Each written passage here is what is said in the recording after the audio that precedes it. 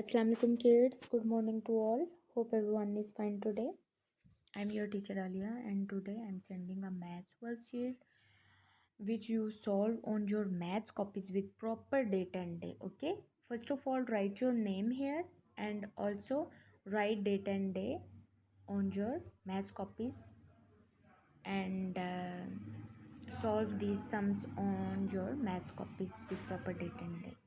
Okay, now this is the worksheet of addition sums. In previous lecture you know about how to add numbers and how to get answer from the addition sums. So these are the addition sums. So how to add number, only first one I will done for you and the rest of the sums you will be solved by yourselves. Okay, so now let's start. How to add number. What is the first number? 1 and 2. Draw a line here. 1 2. And what is the second number? 1 2 3 4 5 6.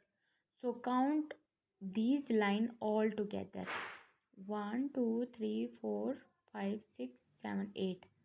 So what will be the answer? 8. You write 8 in the block.